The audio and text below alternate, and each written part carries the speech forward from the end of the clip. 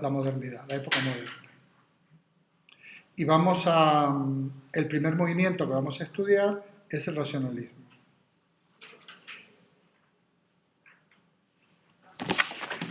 Racionalismo es el nombre que ha recibido esta corriente de filosofía que inaugura Descartes.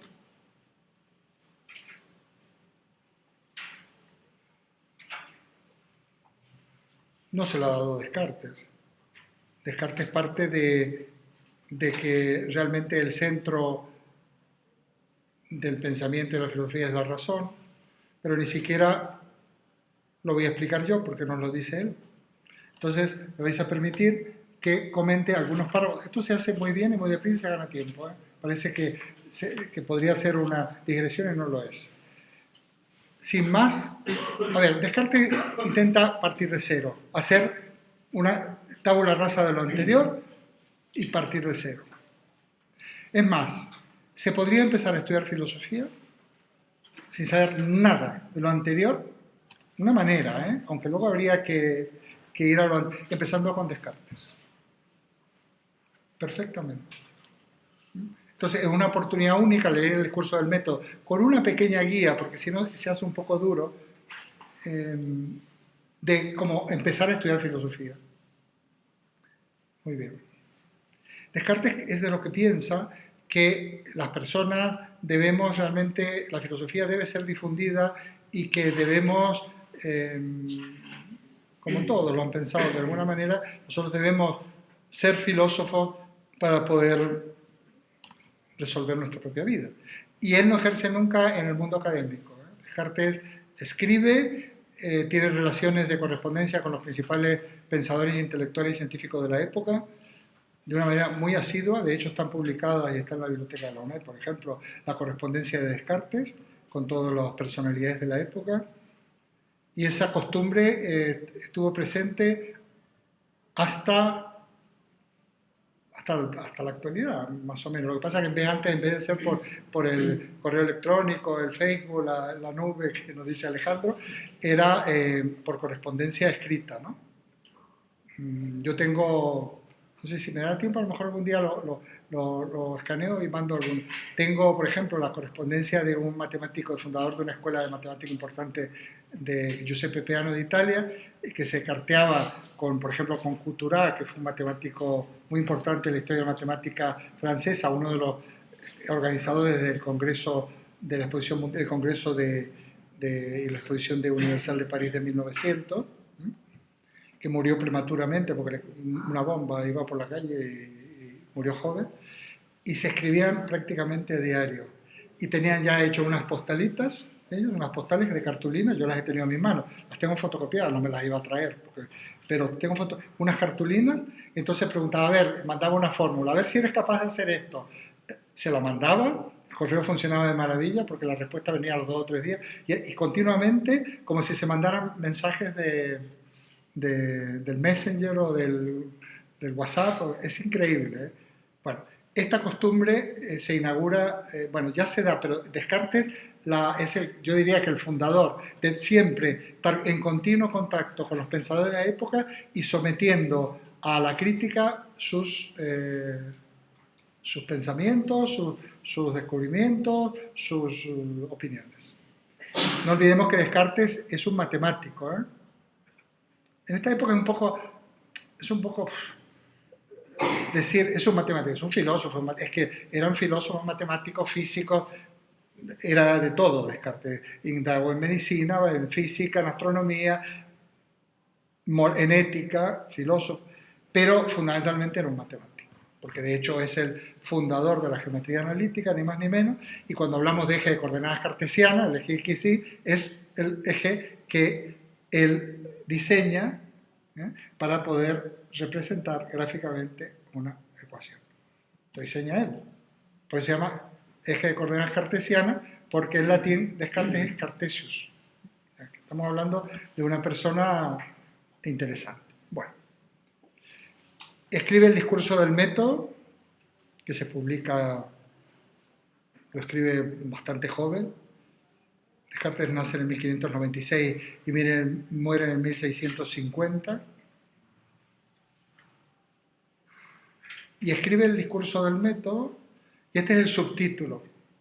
¿Para qué es el discurso del método? Para dirigir bien la razón y buscar la verdad en las ciencias. O sea, ¿qué es el método? Un procedimiento, la definición sería esa, un procedimiento para dirigir bien la razón, para encontrar o buscar la verdad en las ciencias.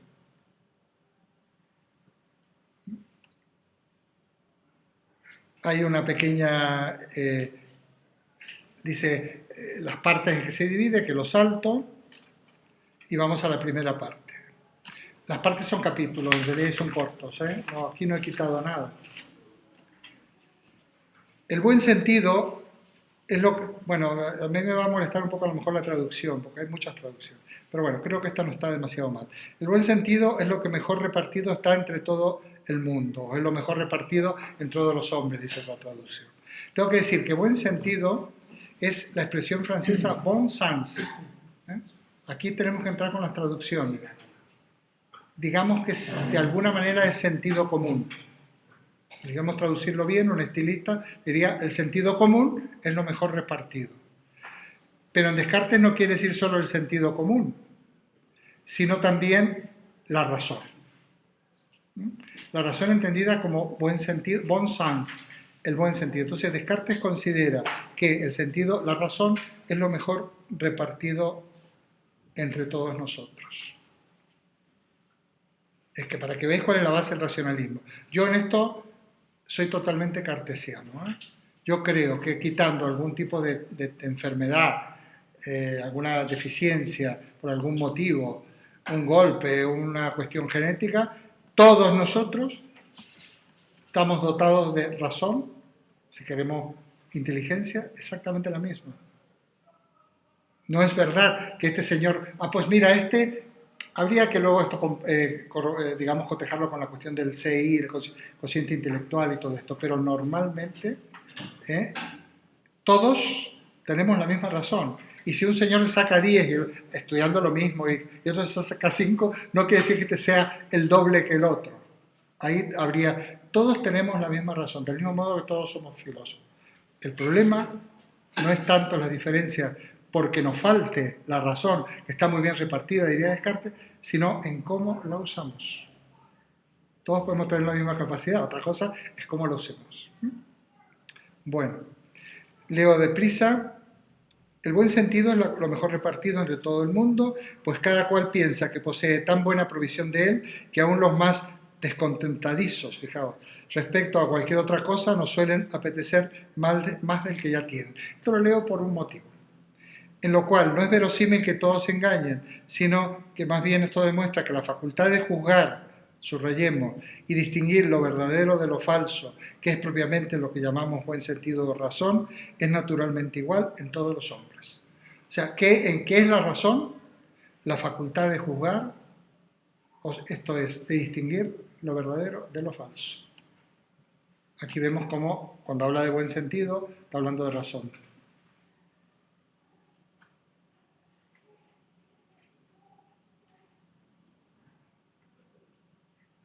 Y que por tanto la diversidad de nuestras opiniones no proviene de que unos sean más razonables que otros, yo diría más inteligentes, sino tan solo de que dirigimos nuestros pensamientos por derroteros diferentes y no consideramos las mismas cosas. No basta en efecto con tener el ingenio bueno, lo principal es aplicarlo bien. Las almas más grandes, bueno, pues, son capaces de las propias, de todos los mayores vicios. Entonces, el método es lo que nos va a permitir distinguir, encontrar la verdad en la ciencia y distinguir lo verdadero de lo falso. Aclaro y anticipo, pero ya lo vamos a ver, que él considera que este método es infalible, porque su gran preocupación es por qué, llevando tantos siglos de filosofía y de ciencia, hemos cometido tantos errores y estamos tan perdidos y entonces dice, bueno, pues voy a diseñar un método para no equivocarnos jamás. Y él considera que lo ha encontrado y este es el método que yo voy a mostrar ahora y ya veremos si tiene razón o no tiene razón. Considera que si nosotros utilizamos un método no nos equivocaremos. Es interesante, porque nos equivocamos mucho, estaría muy bien. Muy bien, entonces dice, bueno, todos tenemos razón e inteligencia, que es la capacidad de, ¿qué? De juzgar y distinguir lo verdadero de lo falso, concepto de verdad, ¿eh? Como por un lado acto de juzgar, que esto tiene que ver mucho con la concepción lógica de Aristóteles, la capacidad de distinguir lo verdadero de lo falso. Aquí estaremos hablando luego de algunas cuestiones que se anticipan de la lógica. Bueno, por mi parte, dice él, bueno, aquí voy a mostrar, leo esto simplemente para que veáis el tono, es muy interesante leerlo en francés. Si sabéis francés, yo creo que también lo tengo y lo puedo mandar en francés. Porque él escribe en un lenguaje muy del siglo XVII, muy cortesano, muy respetuoso, digamos, ampuloso. Al mismo tiempo veréis que hace las críticas más tajantes de la manera casi que no te enteras y te está machacando. Y al mismo tiempo veis que es una persona, veremos, voy deprisa porque no hay más remedio, que tiene un alto concepto de sí mismo, una gran autoestima y que se considera una maravilla, entre otras cosas porque ha encontrado el método. Pero ya veréis cómo se dice eso, ya veréis cómo lo dice él, que esto es lo que a mí me encanta de Descartes. Os digo que en francés es una delicia, en castellano, bueno, también. Por mi parte, dice, nunca he presumido de poseer un ingenio más perfecto que los ingenios comunes. Hasta he deseado muchas veces tener el pensamiento tan rápido o la imaginación tan clara y distinta, subrayar clara y distinta porque eso va a ser importante, o la memoria tan amplia y presente como algunos otros.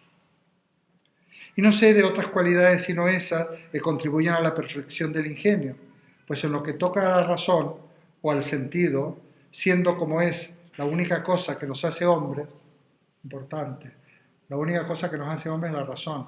Todo esto son bases de lo que va a ser el racionalismo. Y nos distingue de los animales, quiero creer que está entera en cada uno de nosotros y seguir en esto la común opinión de los filósofos, etcétera, etcétera.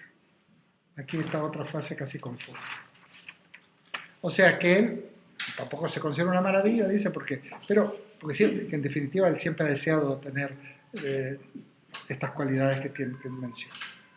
Pero sin temor puedo decir que creo que fue una gran ventura para mí el haberme metido desde joven por ciertos caminos que me han llevado a ciertas consideraciones y máximas con las que he formado un método en el cual paréceme que tengo un medio para aumentar gradualmente mi conocimiento y elevarlo poco a poco hasta el punto más alto a que la mediocridad de mi ingenio y la brevedad de mi vida puedan permitirme llegar. Quiere decir que he encontrado un método estupendo. Pues tales frutos he recogido ya de este método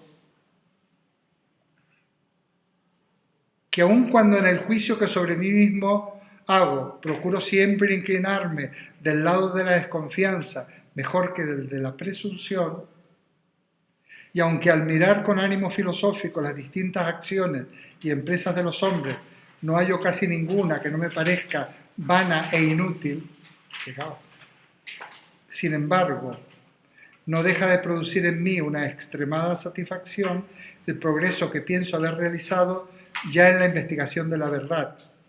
Y concibo tales esperanzas para el porvenir que si entre las ocupaciones que embargan a los hombres, puramente hombres, hay alguna que sea sólidamente buena e importante, me atrevo a creer que es la que yo he elegido por mía. He encontrado un método que me ha hecho avanzar un montón. Considera que las ocupaciones de los hombres no hay ninguna que no sea vaga ni inútil. Ahora, la suya, la de ser filósofo, la de ser científico, realmente, si hay alguna importante, me atrevería a decir que es la que yo he elegido. Hombre, los que nos dedicamos, yo también lo pienso, no eso. Pienso que qué suerte que estudié filosofía, qué suerte, porque he tenido mucha suerte de orientarme de joven, desde pequeño a la filosofía, porque me ha proporcionado, me ha dado mucho la filosofía a mí. Qué suerte. Prefiero ser eso que otras cosas, no entrar a ser como Descartes, ¿no?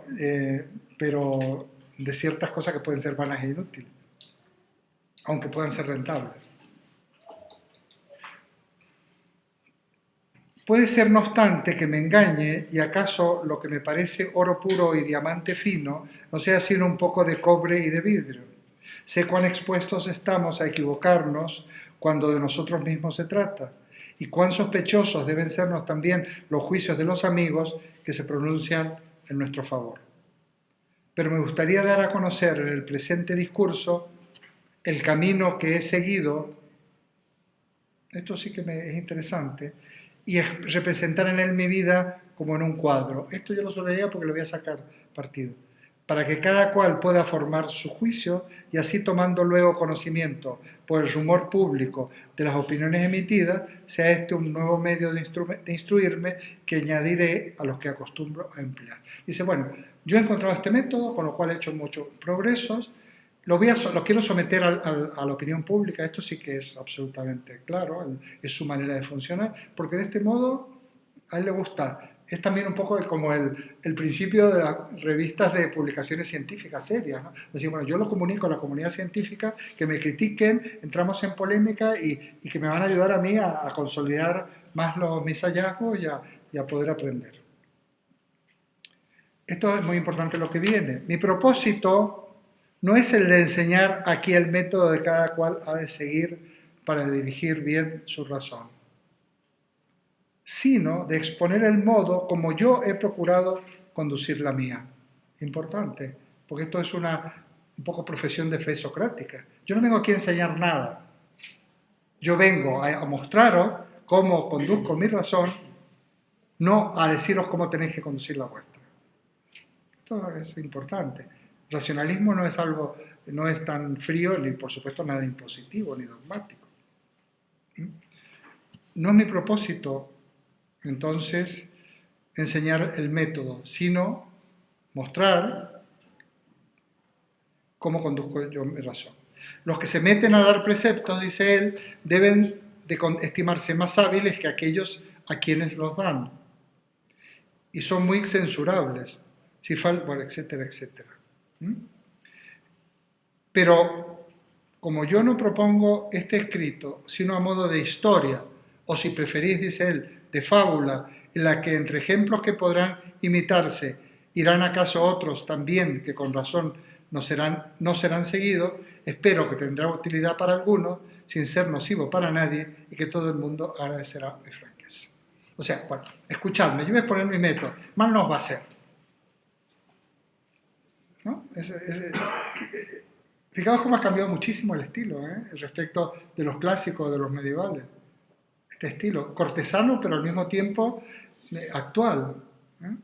Y además respetando la tradición, porque no vengo a enseñar nada, vengo a exponer lo mío y en cualquier caso podéis encontrar muchos fallos, pero bueno, en peor de los casos, mal no os va a hacer.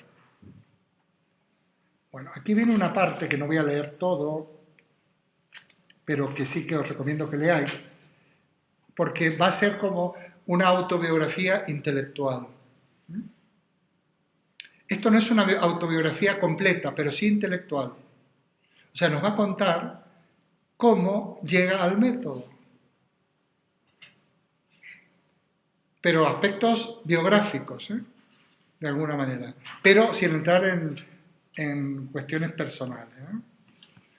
Bueno, a todo esto tengo que deciros que el discurso del método, además, es atípico por varios motivos. Primero, es una obra escrita en francés. Se escribía en latín todavía. Incluso las otras obras que tiene Descartes están escritas en latín. El discurso del método la escribe en francés. Tiene un valor muy importante para el afianzamiento de esta lengua vernácula, que es el francés, esta lengua nacional, como hablábamos la clase pasada. Segundo, fue escrito en un campamento en la guerra. Descartes era soldado, era la manera de poder, de buscarse la vida y de muchas cosas que ya veremos, y está al servicio como importante, él era el hijo de una familia notable de la zona de Normandía, y él se pone y está en la guerra, en la famosa guerra de los 30 años. Entonces, en un alto en la guerra, en su tienda de campaña, al lado de una estufa, escribe el discurso del método. O sea, no es una obra de gabinete, no es una obra de biblioteca, es una obra escrita en un campamento militar, durante una contienda. Esto apunto yo porque vais a ir leyendo, pero esto es infinito, podríamos estar todo el año, saco toda la filosofía de esto, o de cualquiera de los autores modernos. Cuando, por ejemplo, hablaremos de la duda metódica, que es clave en el racionalismo, y hay miles y miles de páginas escritas, si es una duda real, ficticia, si se lo imaginas, en fin, si es una duda puramente artificial. No, es una duda básicamente existencial, porque es la duda que puede tener cualquier militar, cualquier soldado que está metido en una guerra de esas características. No es una duda cualquiera. Es una duda existencial, ya hablaremos. Bueno, desde la niñez, dice, fui criado en el estudio de las letras. Y como me aseguraban que por medio de ellas se podía adquirir un conocimiento claro y seguro de todo cuanto es útil para la vida, sentía yo un vivísimo deseo de aprenderlas. Pero tan pronto como hube terminado el curso de los estudios, cuyo remate suele ser ingreso en el número de hombres doctos, cambié por completo de opinión, pues me embargaban tantas dudas y errores que me parecía que procurando instruirme no había conseguido más provecho que el de descubrir cada vez mejor mi ignorancia. Lo que va a venir ahora es muy interesante porque yo creo que nos debe haber pasado a casi todos. Cuando éramos pequeños y no tan pequeños, decía, bueno, es que es muy importante estudiar, hijo, porque tú con esto vas a manejarte mejor en la vida, o no digamos, pues tener un título, o estas cuestiones que nos decían, pero también los profesores, a ver, la historia es muy importante porque la historia nos va a permitir conocer el pasado y si conocemos el pasado, conoceremos mejor el presente. Todas estas admoniciones de nuestro profesor. Él hace un poco una especie de valoración, pero que termina siendo una crítica feroz en algunos casos y hasta una parodia, como diciendo, sí es verdad, me decían esto, pero siempre hay un pero. Y el pero principal está dicho al principio, en este párrafo, donde dice, bueno, terminé mi estudio y me embargaban más dudas que cuando empecé. Más dudas y errores. O sea, salí más confundido y sabiendo menos, en cierto modo, que cuando entré. Menos no, porque al menos sabe que tiene dudas y que le embargan errores, que le embargan dudas y que a lo mejor antes no se daba cuenta. Es un tema que también traté al lado, como a veces creemos que estamos más o menos organizados en cuanto a la verdad y el conocimiento y si nos metemos a profundizar se nos cae todo y nos damos cuenta que estamos bastante perdidos, que nuestra vida está basada o en dogma, o en fantasía, o en supersticiones, o en falsas promesas, y que al fin y al cabo siguen sin respuesta quiénes somos realmente, porque yo no sé quiénes somos, no sé ni por qué estamos aquí, por qué inventamos inmortalidades, y qué tipo de primate extraño somos que... Bueno, y esto es verdad, yo de ahí no salgo. Y además, lo que decía a ellos, bueno, y además no creáis que la filosofía os va a dar porque no va a dar absolutamente ninguna respuesta a la filosofía. No las tiene la filosofía, no las tengo yo, tiene salidas y soluciones para ir tirando, pero bueno. Bueno, aquí... Bueno, voy a leer otro párrafo, que es muy interesante. Sin embargo, ojo, la ignorancia con la que sale no será porque no pasa esto. Estaba yo en una de las más famosas escuelas de Europa. No será por el sitio, en donde pensaba yo que debía haber hombres sabios, si los hay en algún lugar de la tierra. Y allí había aprendido todo lo que los demás aprendían. Y no contento aún con las ciencias que nos enseñaban, recorrí cuantos libros pudieran caer en mis manos referentes a las ciencias que se consideran como las más curiosas y raras. Conocí además, o sea, mejor colegio, los mejores profesores, estudié lo que me echaron y más. O sea, que la ignorancia no me viene de ahí. Ojo, dice él. Es interesante también. Fijaos lo que piensa de sí mismo. Allí había aprendido que todo lo que los demás... allí había aprendido... Conocía además los juicios que se hacían de mi persona y no veía que se me estimasen menos que a mis condiscípulos, entre los cuales algunos había ya destinados a ocupar los puestos que dejaran vacantes nuestros maestros. Los maestros de él eran sabios. Él no era inferior a sus condiscípulos. Y eso que algunos de ellos estaban destinados a ocupar estos puestos tan importantes. Se está diciendo que eso. Pero fijaos cómo lo dice. A mí siempre me gusta esto, porque es un ser humano. Los filósofos, los científicos, las personas que estudiamos son personas. Por último, parecíame nuestro siglo tan floreciente y fértil en buenos ingenios como haya sido cualquiera de los precedentes, por todo lo cual me tomaba la libertad de juzgar a los demás por mí mismo y de pensar que no había en el mundo doctrina alguna como la que se me había prometido anteriormente. O sea, si después de todo eso yo estaba embargado de dudas, es que no existía ninguna doctrina que nos asegurara nada hasta ese momento.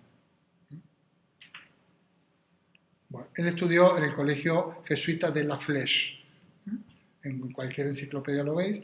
Es un famoso, bueno, colegio que salían ya con eran colegios de universidades, ¿no? Terminaban unos estudios, digamos, equivalentes a una especie de bachillerato que les habilitaba, bueno, no el bachillerato nuestro, ¿no? Que les habilitaba para ser juristas, para ser docentes, para ser teólogos, para ser, en fin.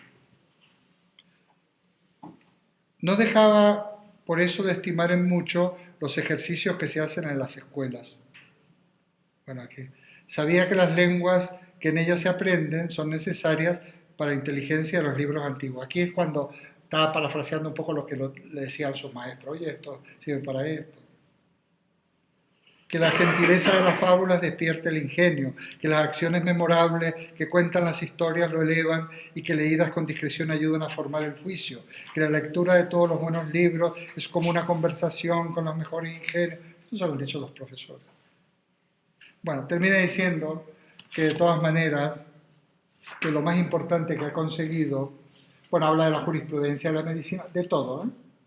Y por último, que es bien, al final ya, haberlo recorrido todas, dice, aún las más supersticiosas y las más falsas, para conocer su justo valor y no dejarse engañar por ellas. O sea, la máxima conclusión que saca de todo lo que he estudiado, bueno, yo ya lo sé, ya me lo han contado, yo he hecho lo que me han dicho, ahora ya no me engañan con esto. Por lo menos no me van a engañar. Bueno, y va a seguir. Sale muy mal parado en esta descripción la filosofía fatal, ¿no? La teología se escapa por la tangente porque no la critica, porque menudos problemas hubiera tenido. De hecho, tuvo muchos problemas, tuvo que exiliarse de Francia, se fue con la reina Cristina de Suecia y ahí se murió de una pulmonía, claro. Era Greta Garbo, la reina Cristina. La película de Greta Garbo, la película Reina Cristina, con Greta Garbo sale Descartes. Están ahí en un barco, un frío, sale Descartes, sí, es un segundo plano, ¿no? Bueno.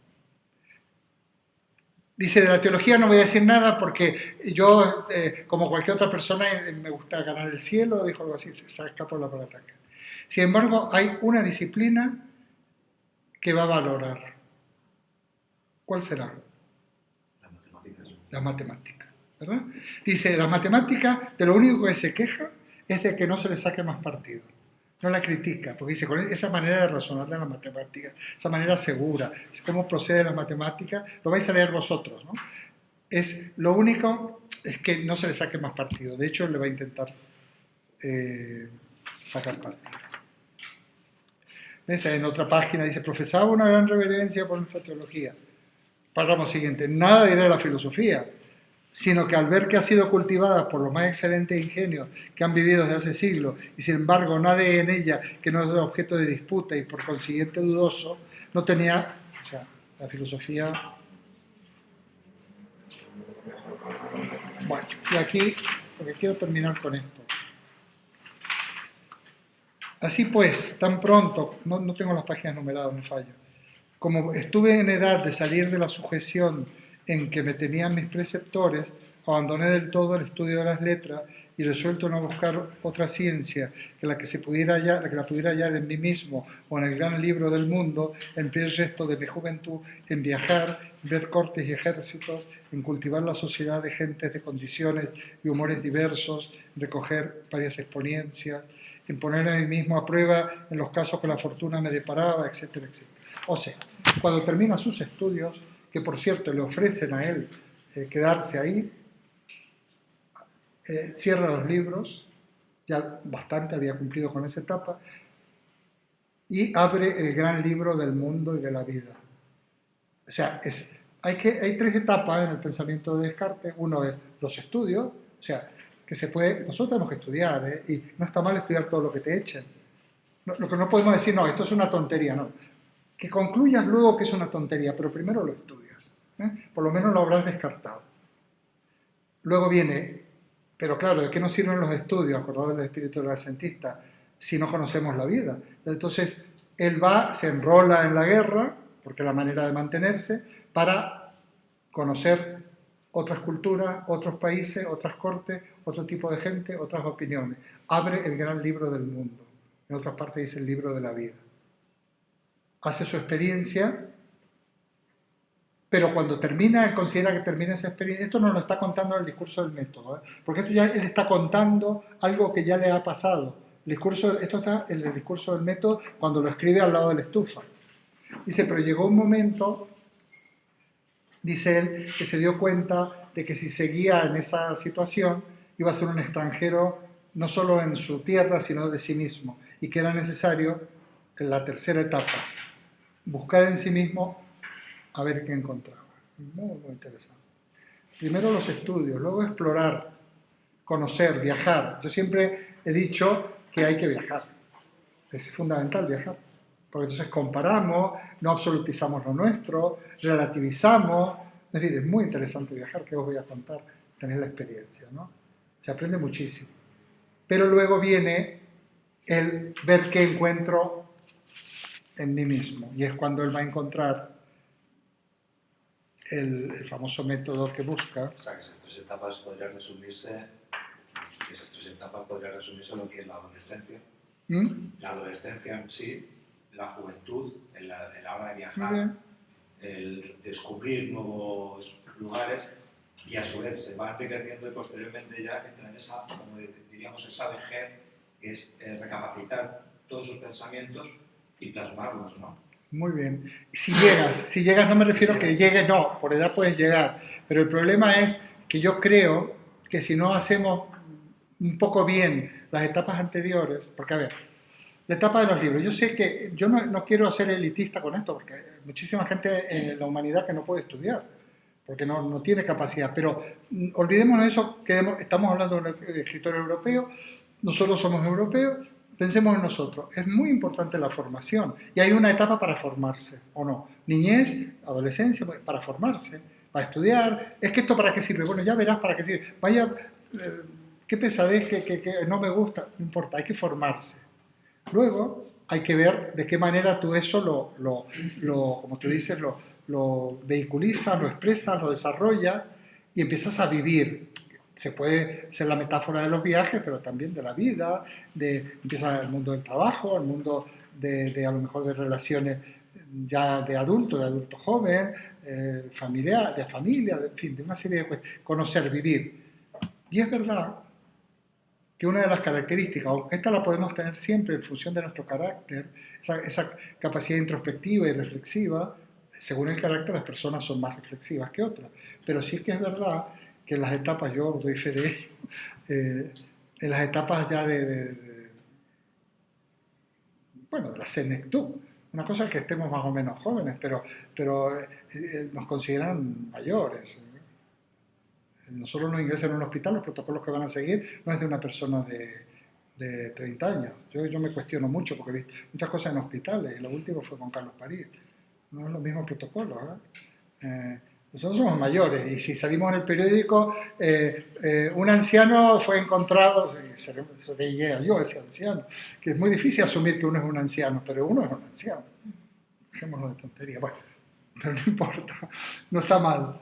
Siempre y cuando uno haya podido nutrirse y tener suficientes contenidos de conciencia y de experiencia como para poder reflexionar. Y es muy interesante, ya lo sabéis.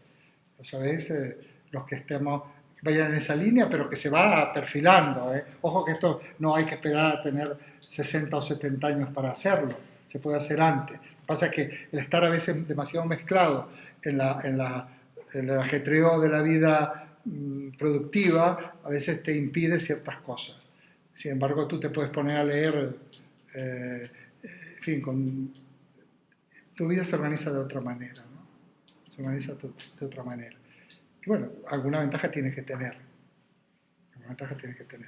Y entonces, ¿por qué? Porque es verdad, fijaos qué curioso, sin entrar en ningún tipo de visión extraña ni esotérica, que de eso he hablado ahí al lado, cómo en el fondo la verdad, tenemos que redefinir muchas veces qué significa verdad en cada circunstancia, la encontramos en el fondo en nosotros mismos, pero no porque esté en nuestro interior, como cuando decía Platón que teníamos las ideas porque habíamos vivido otra vida, o como decía San Agustín, porque Dios cuando cree el alma... No, porque está en nosotros mismos. Y es ahí donde Descartes descubre esa verdad inamovible a partir de la cual va a construir su método y él, tal como él dice, será la piedra angular del método que he descubierto. A ver si puedo leer la última parte. Bueno, es cierto, esta yo os recomiendo que lo leáis todo, porque es curioso, es agradable. Luego los otros ya voy a señalar los párrafos que si queréis podéis fijaros más. Es cierto que mientras me limitaba a considerar las costumbres de los otros hombres, apenas hallaba cosa segura y firme y advertía casi tanta diversidad como antes en las opiniones de los filósofos. De suerte que el mayor provecho que obtenía era que viendo varias cosas que a pesar de parecernos muy extravagantes y ridículas, no dejan de ser admitidas comúnmente y aprobadas por otros grandes pueblos, aprendía a no creer con demasiada firmeza en lo que solo el ejemplo y la costumbre me habían persuadido, y así me libraba poco a poco de muchos errores que pueden oscurecer nuestra luz natural y tornarnos menos aptos para escuchar la voz de la razón. Ya veréis luego las reglas, que interesantes, cómo se evita el error. Por ejemplo, evitando los prejuicios. Es lo que empaña, lo que no es equivocar son los prejuicios. Más cuando hube pasado varios años estudiando en el libro del mundo y tratando de adquirir alguna experiencia, resolvíme un día a estudiar también en mí mismo. Muy importante, subrayemos. Y a emplear todas las fuerzas de mi ingenio en la elección de la senda que debía seguir, lo cual me salió mucho mejor, según creo, que si no me hubiese nunca alejado de mi tierra y de mis libros. Aquí es cuando encuentra el método, La senda, porque fijaos, el método hemos dicho que es un camino, ¿no?, para encontrar la verdad en la ciencia. Pero habla mucho de senda y de camino, pero el método es el camino que seguimos para encontrar la verdad en la ciencia, pero el método de Descartes también es la senda o el camino que yo he seguido o sigo para encontrar la verdad y el sentido en mi vida. No es diferente. O sea, el racionalismo muchas veces se lo ha planteado como algo frío, desgajado, se habla de la razón moderna, que hay que superarla, el sujeto moderno, tal, la posmodernidad, superar la razón moderna. La razón moderna es un aspecto que se ha subrayado en el surgimiento de lo que esto va a ser la ciencia moderna, que estamos poniendo las bases de lo que va a ser la ilustración. El intento de organizar racionalmente, de una vez por todas, nuestra vida, con todo lo que luego pasa, porque los periodos históricos tienen su momento de crecimiento, de apogeo, de vigencia y luego también su caída. Pero la ilustración es precisamente racionalización de la ciencia, librándola de injerencia de los prejuicios de la teología, de la religión, racionalización de la política, contra los absolutismos, libertad, fraternidad, igualdad, son criterios racionales, otras cosas que luego... racionalización de la filosofía, se construye, es la época de los gramáticos, la famosa gramática, la escuela de Port Royal, que escriben las gramáticas de las lenguas. Se emprende el proyecto enciclopédico de tener un reservorio para poder almacenar, catalogar las verdades de toda la ciencia, que no es una simple obra, de especie de guía de verdades, sino que es un intento de alguna manera expresar la arquitectura del saber. Es muy interesante esto, muy interesante. Bueno, aquí estamos poniendo las bases de todo eso. Seguimos en la próxima, y en la próxima yo creo que vamos a terminar lo que es la lectura, porque voy a leer en la segunda parte solo las reglas del método, que está en negrita. Yo no sé si tú ya...